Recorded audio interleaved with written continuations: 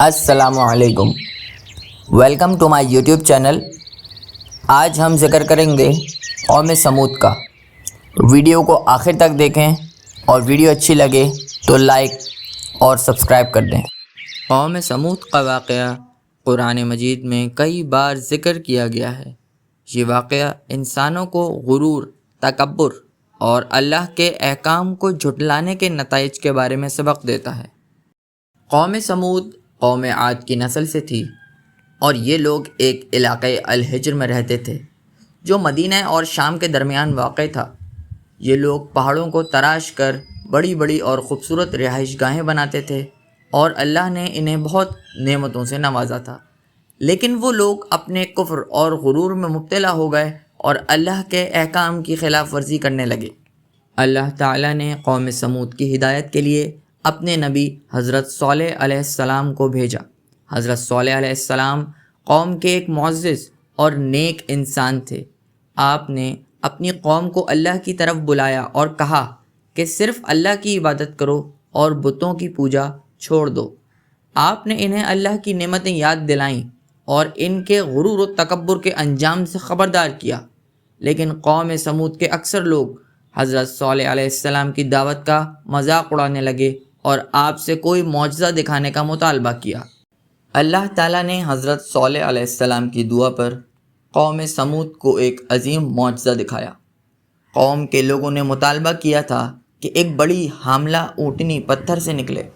اللہ کے حکم سے ایسا ہی ہوا اور وہ معجزاتی اونٹنی ایک چٹان سے ظاہر ہوئی۔ حضرت صالح علیہ السلام نے قوم کو کہا کہ یہ اللہ کا ایک نشان ہے اور اس اونٹنی کا خیال رکھنا، اسے نقصان نہ پہنچانا۔ آپ نے قوم کو یہ بھی بتایا کہ اونٹنی کے لیے ایک دن پانی کا مقرر ہے اور ایک دن قوم کے لوگوں کے لیے۔ یہ قوم کے لیے ایک آزمائش تھی کہ وہ اللہ کے حکم کی تعمیل کریں، لیکن قوم کے کفار اور سرکشی لوگوں نے اونٹنی کو نقصان پہنچانے کا منصوبہ بنایا۔ ان کی قیادت قدار بن سالف کر رہا تھا، جو قوم کا سب سے بدترین آدمی تھا۔ ان لوگوں نے اونٹنی کو قتل کر دیا اور حضرت صالح کی وارننگ کو جھٹلایا۔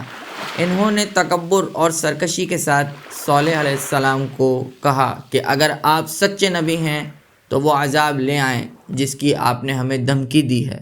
حضرت صالح علیہ السلام نے قوم کو 3 دن کی مہلت دی کہ وہ اللہ سے توبہ کریں، لیکن قوم نے نہ صرف انکار کیا بلکہ حضرت صالح علیہ السلام کا مذاق بھی اڑایا۔ جب 3 دن گزر گئے تو اللہ کا عذاب نازل ہوا، ایک زوردار زلزلہ آیا اور آسمان سے ایک خوفناک آواز بلند ہوئی جس نے قوم سمود کے کافروں کو تباہ و برباد کر دیا۔